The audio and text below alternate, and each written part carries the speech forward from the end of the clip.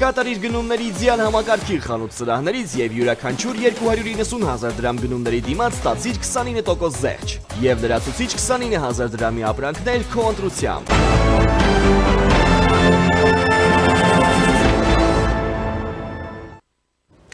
Ողջույն, դուք դիտում եք առաջին լրատվականը, ես Ժիրայր Ոսկանյանն եմ, շարունակում ենք աշխատել ուղիղ եթերում եւ կենտրոնական ընտրական հանձնաժողովը պարբերաբար ուղիղ եթերներում մեզ տեղեկացնում է տեղի ունեցած ընտրության ընթացքի արձանագրված խախտումների արդյունքների մասին։ Իդեպ կենտրոնական ընտրական հանձնաժողովի նախագահը քիչ առաջ հայտարարեց, որ վերահաշվարկ պետք է տեղի ունենա, մասնավորապես դա կարևոր է լինելու այն ուժերի համար, որոնք բավականին մոտ են անցողիկ շեմի համար։ Ես հիշեցնեմ, որ գրանցված ընտրողների թիվը 2,507,216 էր, ընտրությանը մասնակցել է 1,458,677 ընտրող կամ 58,94%-ը։ Եվ դեռևս այս պահի տվյալների համաձայն քաղաքացիական պայմանագիր կուսակցությունը ստացել է 727,160 ձայն կամ 49,24%, հետևաբար այս պահի դրությամբ մանդատների թիվը հաշվում է 63, ուժեղ Հայաստան դաշինքը ստացել է 340,062 ձայն կամ 23,28%, այս թվերով մանդատների թիվը կազմում է 30, Հայաստան դաշինքը ստացել է 145,097 ձայն կամ 9,93% եւ այս թվերի արդյունքում այս պահի դրությամբ հասնում է 12 մանդատ։ Նրանց հաջորդում է Բարգավաճ Հայաստան կուսակցությունը, որին բավականին քիչ է չի հերիքել անցողիկ շեմը անցնելու համար, դեռևս ԲՀԿ-ից որևէ արձագանք չկա, բայց օրինակ նժար սահմանադրական շարժումը բոլոր ուժերին հրավիրում է ժամը 19-ին հավաքվելու Ազատության հրապարակում, միասին վերահաշվարկ կատարելու եւ հասկանալու թե ինչ է տեղի ունեցել։ Շարժման ղեկավար բոլորին դեմ եմ կուսակցության վարչապետի թեկնածու Նինա Կարապետյանցը աննախադեպ է համարել ձայների 10%-ի հաշվարկի պայմաններում իշխանության ներկայացուցիչների ընտրություններում հաղթելու մասին հայտարարությունը։ Սա մասնավորապես վերաբերում է Նիկոլ Փաշինյանին, ով ժամը 2-ին քաղաքացիական պայմանագրի շտաբում ասուլիս էր հրավիրել եւ իր բացման խոսքում հայտարարեց քաղաքացիական պայմանագրի հաղթանակի մասին։ Եվ այժմ զրուցելու եմ անկախ դիտորդ դաշինքի առաքելության ղեկավար, Հելսինկյան քաղաքացիական ասամբլեայի Վանաձորի գրասենյակի ղեկավար Արթուր Սաքունցի հետ։ Բարև ձեզ։ Ողջույն ձեզ։ Պարոն Սաքունց, քանի որ դուք դիտորդական առաքելության ղեկավար եք, նախ մի երկու հարց այս մասով, կարծիքները բավականին տարբեր են։ Մի մասը պնդում է, որ տեղի ունեցած խախտումները դրանք մեծամասամբ եղել են տեխնիկական բնույթի, որոնք նաև այն մասշտաբի եւ ծավալի չեն եղել, որոնք ազդել են ընտրության արդյունքների վրա։ Մի մասը պնդում է, որ դա այդպես չէ եւ օրինակ ընդդիմությունից արդեն իսկ հայտարարություններ կան, որ իշխանությունը կեղծել է ընտրությունները եւ գողացել է ժողովրդի քվեն եւ շատ է քննարկում զինվորների քվեարկության ընթացքը, երբ ասում են, որ տեղամասերը փակ եղած ժամանակ զինվորները շարունակել են քվեարկություն իրականացնել։ Այդ թեման այսօր առավոտյանից բավականին ակտիվ է, բայց նաեւ նախորդին ժամը 2-ին կենտրոնական ընտրական հանձնաժողովից նշեցին, պարզաբանումն էին նշել, որ եթե նրանք մտել են տեղամաս մինչև ժամը 8-ը, եւ եթե տեղամասը փակվել է ժամը 8-ին, ապա նրանք պիտի կատարեին իրենց քվեարկությունը, հա, այստեղ որևէ խնդիր չէր տեսնում կենտրոնական ընտրական հանձնաժողովը, համեցեք։ Եկեք սկզբից սկսենք, որ մենք քիչ առաջ ես ներկայացրեցի մեր դիտորդության արդյունքները, մենք 700 դիտորդներով կարճաժամկետ դիտորդական առաքելություն ենք իրականացրել եւ 2005 ընդհանուր տեղամասային ընտրական հանձնաժողովներից դիտարկել ենք 95%-ը, տարբեր բնույթի ուրեմն խախտումներ են արձանագրել, դրանք թվական տվյալները նույնպես հրապարակայնացվել են, ընդհանուր միջև ասենք քարոզչական բնույթի խախտումներ, երբ որ կուսակցությունների հետ նույնականացվող, այսինքն առաջադրված կուսակցությունների հետ նույնականացվող ինչ-որ նշաններ եւ այլն, անգամ դրանք ենք մենք հաշվարկել։ Ես հստակ ասեմ, որ պարզ լինի այդ մեր կողմից արձանագրված խախտումները ընտրական քվեարկության արդյունքների վրա ազդեցություն չեն կարող ունենալ եւ չունեն։ Դա է մեր հստակ գնահատականը։ 35-65 ընտրական տեղամասը, որի մասին դուք նշեցիք, զինվորների քվեարկության հետ կապված, ես համաձայն չեմ կենտրոնական ընտրական հանձնաժողովի հետ, այն առումով, որ տեղամասում, եթե գտնվում են ընտրողները, պետք է քվեարկեն քվեարկության ժամը ավարտելուց հետո, ոչ, քվեարկության սենյակում գտնվողները։ Իսկ տեսանյութերը, որը մենք ունենք, մեր դիտորդներ այդ ամեն ինչը նկարահանել, նաև մենք երեկոյան ենք դիտարկել եւ նաև ասեմ, որ այդ պահանջը ներկայացել ենք արդեն կենտրոնական ընտրական հանձնաժողով, տեղամասի քվեարկության սենյակից դուրս են գտնվել ուրեմն ընտրողները, զինծառայողները եւ նրանք պետք է չքվեարկեին։ Այսինքն այդտեղ միանշանակ է, որ տեղի ունի քվեարկության խախտում եւ մեր պահանջն է, որ այդ տեղամասում, որտեղ ժամը 20-ից հետո տեղ են ունեցել այդ նման իրավիճակում քվեարկություն, երբ որ խոսքը գնում է ընտրողներին, տվյալ դեպքում զինծառայողներին, որոնք քվեարկության սենյակից դուրս են գտնվել, բայց ընտրակ տեղամաս տարածքում, այդ տեղամասում արդյունքները պետք է չեղարկվի եւ իրականացվի նոր ընտրություն։ Նաեւ մյուս ընտրական տեղամասը, դրա մասին չգիտես ինչի չեն նշում, հիմա չեմ հիշի թիվը, որտեղ մինչև ժամը 18:00-ի դրությամբ ազգային ժողովրդավարական բևեռի քվեաթերթիկները չեն եղել։ Փաստորեն ընտրողներին ոչ թե 18 բյուլետեն է տրվել, քվեաթերթիկ այլ տրվել 17։ Իհարկե 2 ժամից ժամվա համար տրամադրել են, բայց կներեք քվեարկությունը առավոտյան ժամը 8:00-ին է սկսում եւ մենք գտնում ենք, որ նաեւ այդ տեղամասում պետք է ընտրությունները չեղարկվեն։ Կունենան արդյոք այդ վերաքվեարկությունները կամ նոր քվեարկությունները ազդեցություն ուրեմն քվեների, թվերի վրա, հաշվի առնելով ձայների բաշխվածությունը, որը դուք թվարկեցիք, այդտեղ կարող է որոշակի հարց վերաբերվի Բարգավաճ Հայաստան կուսակցությանը, որի անցողիկ շեմը հաղթարելու այդ 4%-ի հետ կապված այնպիսի թվականակ է պետք, այնպիսի թվականակի հետ է կապված, որը ինքը անհամեմատ փոքր է իմ նշած երկու տարածքներում, տեղամասային ընտրական տեղամասերում քվեարկողների ընդհանուր թվի համեմատ։ Այսինքն այդտեղ կարող է Բարգավաճ Հայաստանի կուսակցության համար որոշիչ լինել այդ վերաքվեարկությունը, մնացած կուսակցության առումով, որովհետև շատ մեծ է տարբերությունը, անգամ այդ երկու տեղամասերում վերաքվեարկությունը կամ նոր քվեարկության կազմակերպությունը որոշիչ նշանակություն ոչ նրանց վրա կունենա, եւ ոչ էլ անցած արդեն անցողիկ շեմը հաղթարած կուսակցությունների միջև հարաբերությունների հարցով կարող է նշանակություն ունենալ։ Սա է հիմնական։ Մի խոսքով ԲՀԿ-ին հենց կվերաբերի, հա, նրա այս պահին, քանի որ անցողիկ շեմի այդ կապված հարցը իրան է վերաբերվում եւ իրանից հետո մնացած կուսակցությունները, որոնք չեն հաղթարել, շատ ավելի քիչ են, դա հիմնականում կառաջվի ԲՀԿ-ին։ Շատ լավ, մի բան էլ նախորդին տեղեկություն տարածվեց, որ ԱՊՀ դիտորդներից մեկն է բացահայտ քարոզչություն իրականացնում, այսօր էլ ԱՊՀ դիտորդներից Ռուսաստանի ներկայացուցիչը հայտարարեց եւ տարակուսել է համարում, որ Հայաստանի իշխանությունները անարձագանք են թողել ընդդիմության ներկայացուցիչների տարբեր բողոքների եւ այլ, որը լուրջ մտահոգությունների տեղիք է տալիս, հա։ Ինչ իմաստ է խոսքը, դες ինչ որ բան հայտնի է։ Ես տեղակ չեմ ու ճիշտն ասած ընդհանրապես իսկ ինչը պետք է ԱՊՀ-ի ընդհանրապես դիտորդները այստեղ լինեին։ Ամենամեծ հարցը դա է, այսինքն ինքնին ԱՊՀ այսպես կոչված դիտորդների ԱՊՀ-ի կառույցի որպես դիտորդական առաքելություն իրականացնող այդ ինստիտուտի, հա, որպես դիտորդ, դա է ինձ համար տարօրինակ, այնպես որ ես տեղակ չեմ, իսկ ինքը թող բարի լինեն իրանց այդ դիտորդը, որը հրապարակավ այդ տեսանյութը կա եւ մենք ունենք, որտեղ ուղղակի որպես դիտորդ կոչ է անում, իր աչակցությունն է հայտնում կուսակցությունից, հասկանալի է, կուսակցությունից մեկի ուրեմն ներկայացուցիչին, որ ընդհանրապես վարչապետի տեխնացուել չի առաջադրված, այս ըստեյության այս դա դիտորդական առաքելության սկզբունքների խախտում է, թող դրա մասին մտածեն։ Շատ լավ։ Ընտրությունները կայացան, հա։ Մենք ձևավորեցինք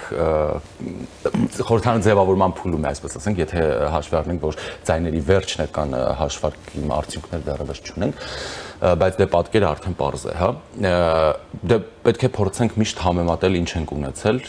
եւ ինչ ենք ունենալու։ Եկեք նախ արձանագրենք, որ այո, քվեարկությունը ավարտվել է, բայց քանի որ առնվազն քիչ առաջ հիշատակեցինք երկու տեղամասերում քվեարկության հետ կապված խնդիր կա եւ նաեւ 4-րդ կուսակցության հետ կապված, այսինքն դեռևս համարել վերջնական,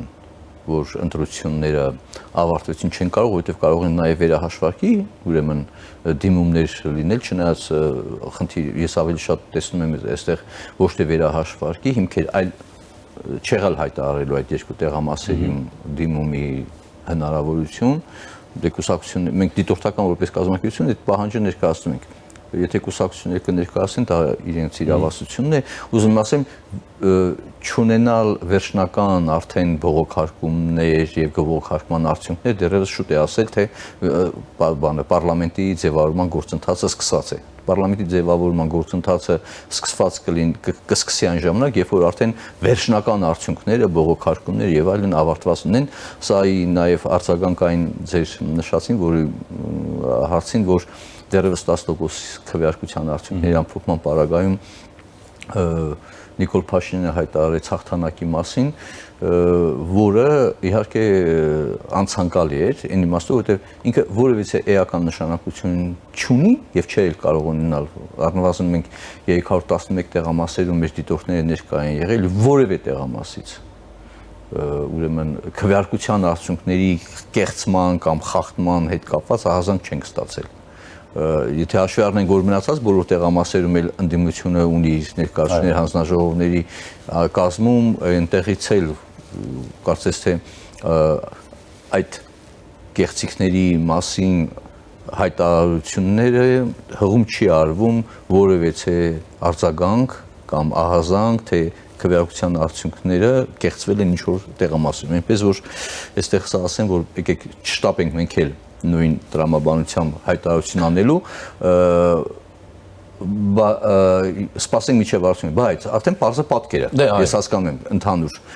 պատկերը եւ առաջիկայում իհարկե պետք է նաեւ տեղերի բաշխումը ամենայն հավանականությամբ հաշվի առնելով, որ չանցած կուսակցությունների քվեների ձայների, վերաբաշխում տեղի ունենա արդեն անցողի շեմը հայտարարած այդ բողոքարկումներից հետո իհարկե այդտեղ ԲՀԿ-ի բանն է, հարցն է, որը դա կլինի, որ պետք է որոշի, որ վերջին հաշվով կարողանան այդ գործողությունը կատարել։ Բայց ինչ ունենք։ Ունենք հետևյալը, որ քաղաքացիական պայմանագիրը առաջատար է, բայց ունենք նաև, որ ազգային ժողովում ներկայացված կլինեն Ռուսաստանի Դաշնության հետ համագործակցությունը կարևորող եւ Ռուսաստանի դերը կարևորող ուրեմն քաղաքական ուժերը, այսպես պրոկրեմլյան։ Այսինքն պատկերավոր ասած Վլադիմիր Վլադիմիրիչ Պուտինը կշարունակի ներկա գտնվել ազգային ժողովում, թեկուզ փոքրամասնության մեջ։ Սա համարում եմ բավական լուրջ խնդիր, ինչի համար, որովհետև նախընտրական քարոզչության ժամանակահատվածում ամեն ինչի մասին մենք լսեցինք, ապատեղեկատվություն, իդեպ ասեմ մի կողմը վախեցնում էր պատերազմում, մյուս կողմը վախեցնում էր 300,000 ադրբեջանցիներով, այս խոսույթները, բայց ժողովրդավարության մասին խոսույթը չդարավ քննարկման հիմնական առարկա, թե որ քաղաքական ուժն է առավել լավագույն մեխանիզմ առաջարկում Հայաստանում ժողովրդավարության զարգացման, հզորացման, ամրապնդման ուղղությամբ եւ պարզեր, որ Ռուսաստանի կողմից այդ սահմանափակումները հայաստանյան արտադրողների հետ կապված դրանով չի ավարտվի այս քվեարկությամբ։ Սա մեկ պետք է դրա հետ կապված ունենանք մարտահրավերներ, ունենալով ազգային ժողովում նույնիսկ կրկնեմ այդ սահմանափակումները մցրած պետության համախոհներին պարլամենտում։ Պատկերացնում եք, չէ՞, սա ինչ բան է։ Ես իհարկե շատերը կարող են ասել դեռ շտապում ենք ինչ-որ, բայց չէ, բայց դա է օբյեկտիվ իրավականությունը։ Եվ հիմիկ ներկայ այժմյանից պետք է մենք այն խնդիրները, հարցերը, որոնք վերաբերվում են մեր առաջկա կյանքին դրանց մասին արդեն ձևակերպել հստակ։ Ինչու՞։ Լատվիայի նախագահն է շնորհավորում, Զելենսկին է շնորհավորում, որը շատ կարող է, եւ Եվրոմիության ներկայացուցիչներն են շնորհավորում Նիկոլ Փաշինյանին, ԿՊ-ին, Հայաստանին, որ կարողացավ դիմագրավել հիբրիդային այդ հարձակումները, որը շատերը փորձում են անտեսել, եւ անտեսողները հիմնականում այդ հիբրիդային սպառնալիքները հղողի ոչ միայն աչակիցն են, այլ նաեւ այն մոտեցում ունենում, որ դա հնարավորություն է Հայաստանում իրավիճակը վերցնել իրենց հսկողության ներքո, հա, սա է, այսինքն աչակից են այդ սահմանափակումներին, որպեսզի դրանց միջոցով կարողանային գերակշռություն վերցնեն, որը չստացվեց։ Բայց այստեղ նաեւ իշխանության հարցն է, բան նկատի անելիքների։ Ակնկալիքները մեծ են, որ Հայաստանը պետք է հստակ, աներկբա, հետևողական շարունակի Եվրոմիության հետ համագործակցությունը։ Սա է մեսիջը հիմնական ուղերձը։ Ունենալով պարլամենտում Հայաստանի նկատմամբ պատժամիջոցներ սահմանած պետության քաղաքական ներկայությունը։ Եվ այս առումով այնքան էլ ունենալով մեծամասնություն, այդ մեծամասնությունը արդյոք բավարար կլինի հաղթարելու այն հնարավոր խնդիրները, որ մենք պետք է լուծենք իրապես անկախության, ինքնիշխանության եւ ժողովրդավարության զարգացման համար։ Սա այստեղ ուզում եմ ասեմ, հասցեատերը հիմնականում հանդիսանում է հենց իշխանությունը։ Իշխանությունը արդեն հիմա էլ ինչ այդ հանձնառությունները, որը նախընտրական ժամանակահատվածում, որը վերաբերում է դատաիրավական համակարգին, ասենք թե եւ քաղաքացիների ըստ էության հերթական անգամ նույնիսկ կրկնեմ Հայաստանի Հանրապետության քաղաքացիները գերակշիռ իրենց մասով հերթական անգամ պահպանեցին Հայաստանի Հանրապետության ինքնիշխանությունը, պահպանեցին Հայաստանի ժողովրդավարական զարգացման հեռանկարը, չնայած նույնիսկ կրկնում այդ սահմանափակումները, որոնք ըստ էության պատժամիջոցներ էին հանդիսանում, նպատակ ունեին վախեցնել Հայաստանի Հանրապետության ընտրողին, որպեսզի ընկրկի եւ նահանջի իր ակնկալիքներից, իր նպատակներից, բայց դա չհաջողվեց։ Հիմա դա այդ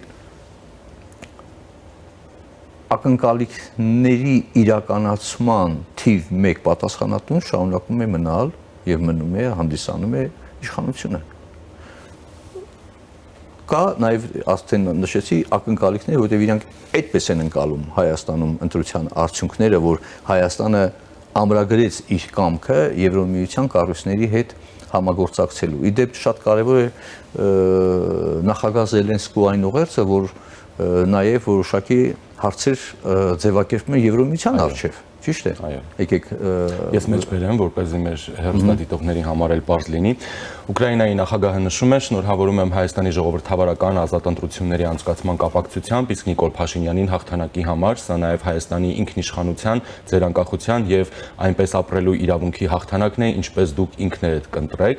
Ուկրաինան պատրաստ է ընդլայնել համագործակցությունը եւ հենց հիմա ժամանակն է, որ Եվրամիությունը իրական աջակցություն ցուցաբերի Հայաստանին եւ անի ամեն անհրաժեշտը, որպեսզի մարդիկ զգան, որ Եվրոպայի հետ հարաբերությունների շնորհիվ կյանքը ավելի լավն է դառնում։ Սա փորձություն է Եվրամիության համար, կարևոր է չկորցնել ժամանակն ու հնարավորությունները։ Իդեպ ես չեմ հասցրել հետևել Կրեմլիսկան։ Ոչ, դեռ ոչ։ Երևի Կրեմլը տրաուրի մեջ է։ Դեռևս չի կարողացել կողմնորոշվի, թե ինչպես իրեն պահի, հա։ Դե գիտեք ոնց է սահմանափակումները կիրառել, որոնք արդյունք չեն տվել, կամ պետք է ուրեմն ողջունելով, շնորհավորելով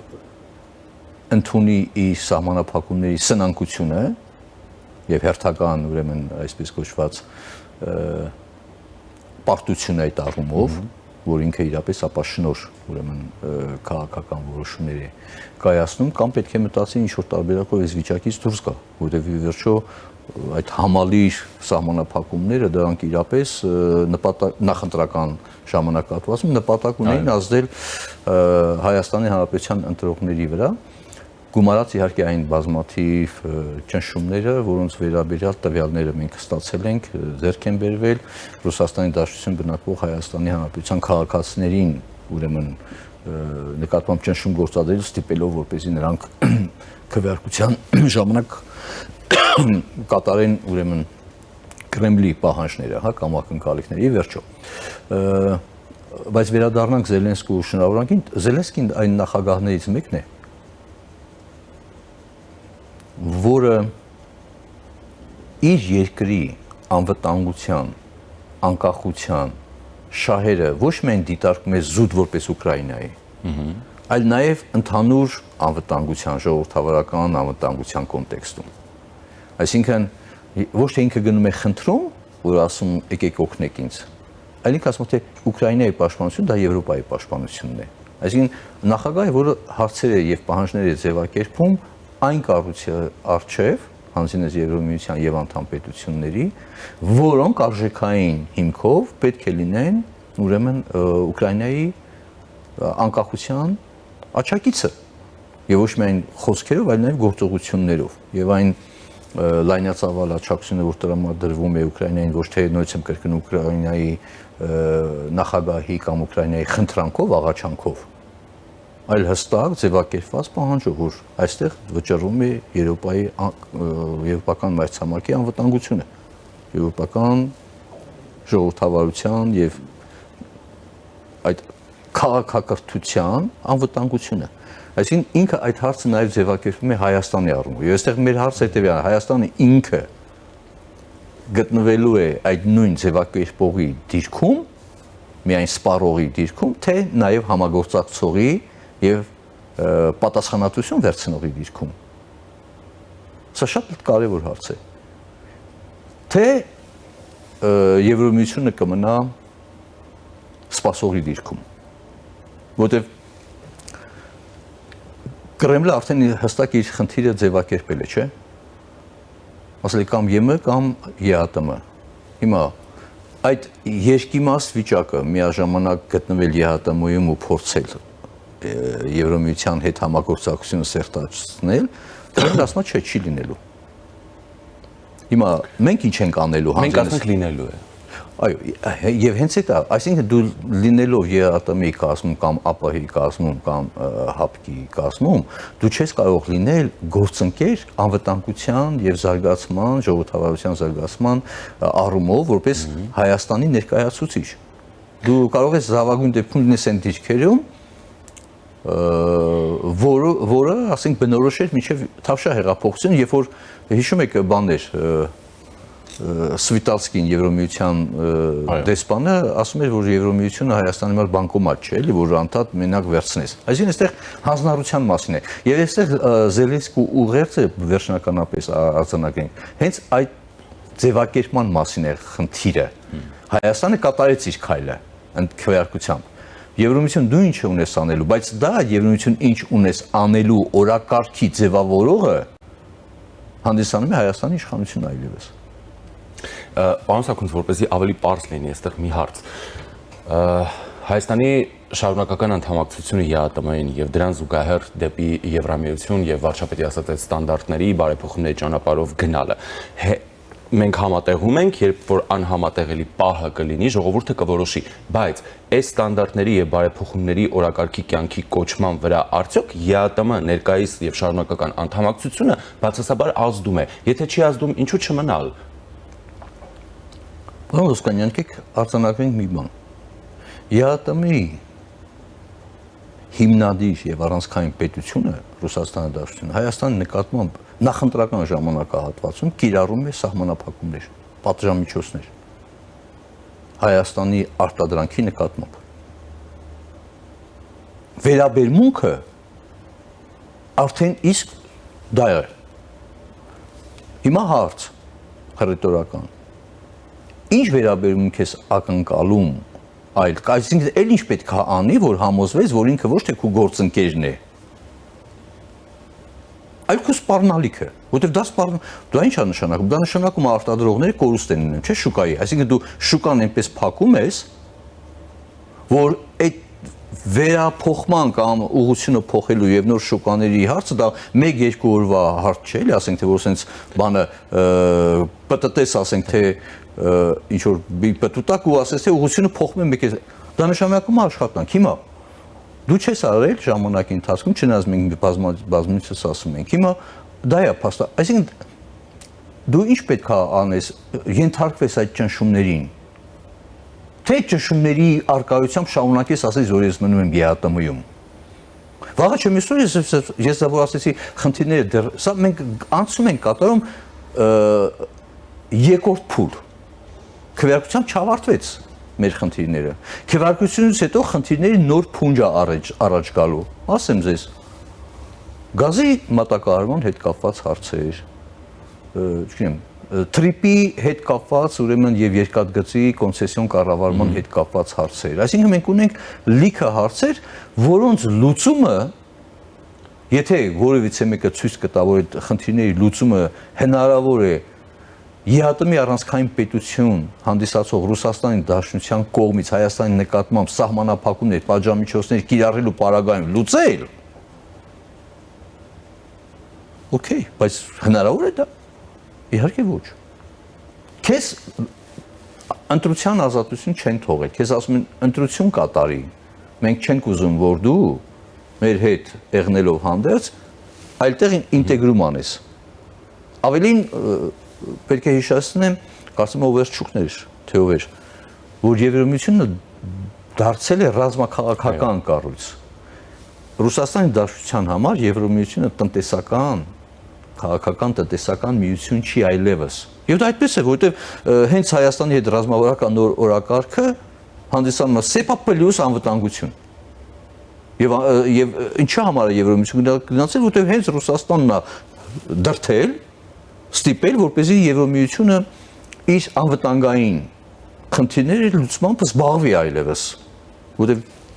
ՆԱՏՕ-ի հետ կապված խնդիրներ կար, չէ՞ վերջին հաշվով Թրամփի բանով։ Այսինքն, այո, ճիշտ է ասում, որ աշճանաբար դառնում է նաև ռազմական կոմպոնենտը Եվրամիության որպես կազմակերպություն խնդիրներից մեկը։ Հիմա այդ շարունակում է պարոն Սաքունց, որը ագրեսիվ է տրամադրված Ռուսաստանի նկատմամբ, որի հետ մերձենում է Հայաստանը։ Հիմա դա հստակ է, մյուս կարևոր բան լրացում էր, դա մյուս ուղերձն է։ Հիմա այդքանից հետո դու եթե ասում ես շարունակում եմ մնամ ԵԱՏՄ-ի կազմում, դա ի՞նչ է նշանակում։ Դա նշանակում է դու պետք է հրաժարվես Եվրամիության հետ ինտեգրալումից, որը անընդունելի է համարվում Ռուսաստանի Դաշնության կողմից։ Դա ո՞նց է հնարավոր։ Ավելին քո նկատմամբ ակնկալիքները այս ընտրությունն հետ կապված ձևավորված են եւ դա արտահայտվում է այդ շնորհավորանքներով։ Եվ այդ շնորհավորանքների հետ կապված Զելենսկին ասում է, թե մենակ շնորհավորանքներով չեք սահմանափակվելու։ Դուք ունեք հանձնառություն ոչ միայն բառային, այլ նաև դե իհարկե, եթե 50 միլիոն եվրո են տալիս այդ սահմանափակումները եւ պատժամիջոցները հաղթահարելու համար, դա կոնկրետ քայլ է, չէ՞։ Դա պետք է իրացվի։ Դա ներդաշնակ ծրագիր, պլան, գործողություններ շուկաների հետ կապված հարցը լուծելու համար։ Անվերջ չեն սուբսիդավորելու։ Այո։ Եվ այսինքն նկատի ունեմ, որ շարունակել այդ խոսույթը շարունակել գտնվել ԵԱՏՄ-ի կազմում, բայց միաժամանակ համագործակցել սերտացնել համագործակցությունը Եվրոմիության հետ եւ Միացյալ Նահանգների հետ չեն թույլ տալու, չեն հաշտվելու։ Այս սրա մասին է խոսքը։ Եվ այս մեր իրավիճակը բարթանում է նրանով, նույնիսկ եմ կրկնում, որտեղ մեր պարլամենտում ռեալ ներկա են այդ պատժամիջոցները եւ այդ Կրեմլի քաղաքականության պաշտպանները, որոնք ամենևին մի բառ անգամ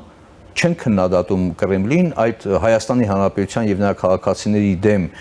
կիրառող այդ սպառնալիքների եւ կիրառող սահմանափակումների մասին, ընդհակառակը դա համարում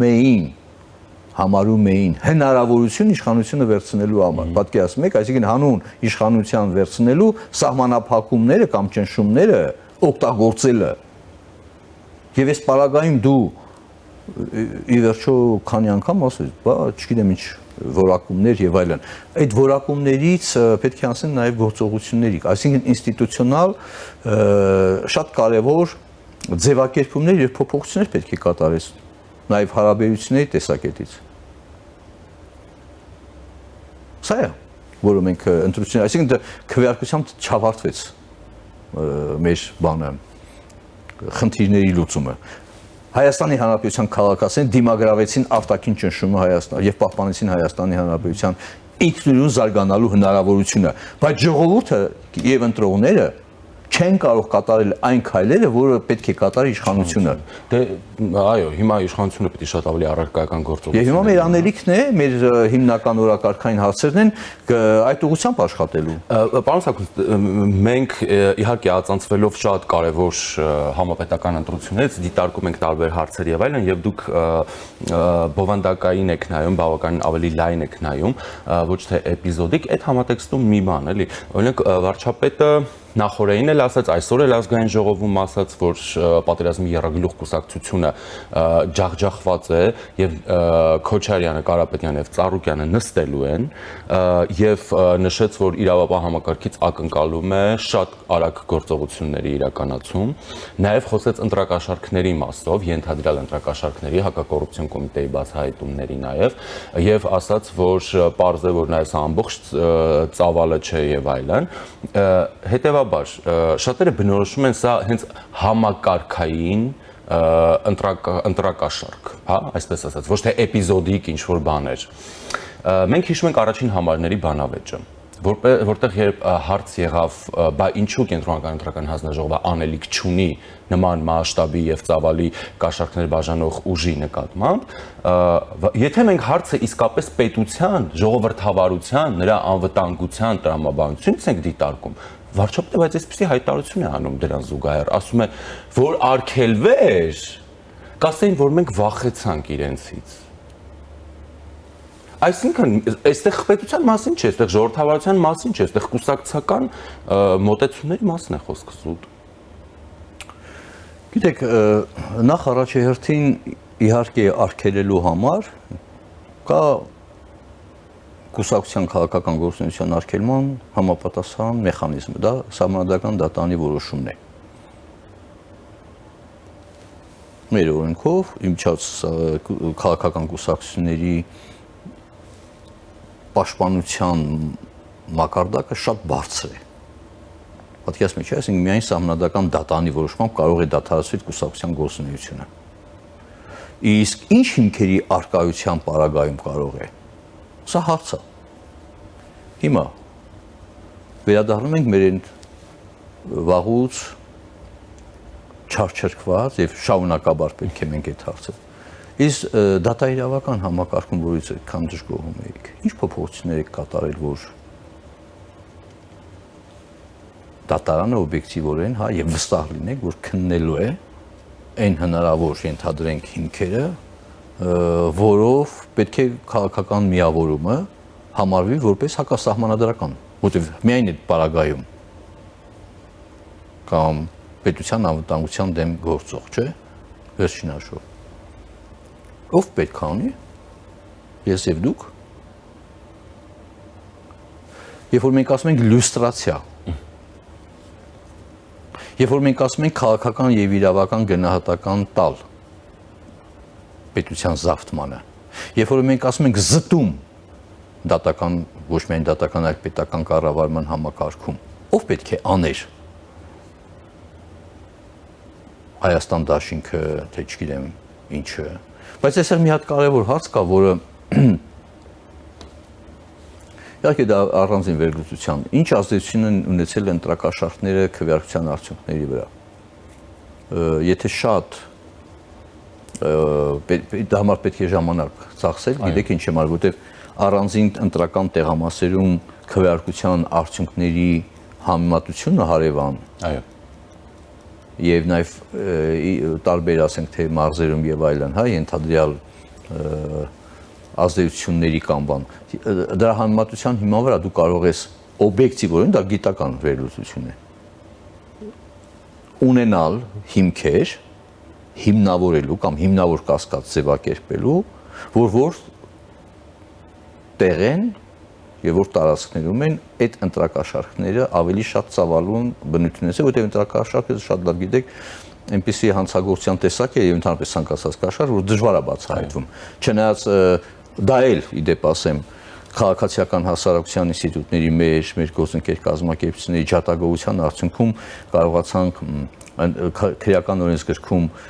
փոփոխություններ կատարել, որպեսզի ընտրակաշառքը համարվի ծանր հանցագործություն, որտեղ միայն այդ պարագայում օպերատիվ հետախուզական միջոցառումներ կարող էր իրականացնել։ Նախորդում մինչև 18 թիվը դա այդպեսին չէր համարվում։ Դա ուղղակի թեթև հանցագործություն էր դարձվում, որի պարագայում իրավապահ մարմինը պարտավոր իրավունք չուներ օպերատիվ հետախուզական միջոցառումներ իրականացնել, հա։ Սա շատ կարևոր։ Այսինքն նկատի ունեմ դեռ դրա գնահատման ծավալները եւ դրսեւորման հիմնական, հա, կասկածելի հիմքերը դեռևս կարող են վերլուծության տարական վերլուծության ընթացքում բացահայտել կամ գոնե առնվազն հիմնավոր կասկածներ ձևակերպել, թե որտեղ են եւ հետեւաբար դա հիմք է տալիս նաեւ որտեղ ուսումնասիրել այդ հանցագործության կատարողների կամ շրջանակը եւ այլն, բայց այստեղ մի հատ հարց է, արդյոք կարող է քաղաքական միավորը կատարելով անօրինական գործողություններ համարվի որպես քաղաքական միավոր։ Չէ, եթե օրինակ զուգահեռ անցկացնում կազմակերպված քրեական, այսինքն կազմակերպված խումբը պլանավորում է, ծրագրավորում է, իրականացնում է քրոեն հետապնդելի գործողություն, դա կոչվում է կազմակերպված քրեական հանցավոր խումբ, որի նկատմամբ կա մեկ միջոց։ Քրեական արդարադատության միջոց, կապ չունի այդ անունը ինչ է։ Իրավաբանական անձ է, իրավաբանական անձ չի, նախաձեռնող խումբ է, ոչ ֆորմալ խումբ է եւ այլն, հա։ Ինչ կապ ունի։ Եթե դու դա չես անում, այո, գալիս ես ասում ես թե բան է, եւ դրա համար պետք է ինստիտուցիոնալ մեխանիզմներ ստեղծել, ոչ թե ասել թե բանան, եթե արգելվեր, ապա կներեք, իհարկե եթե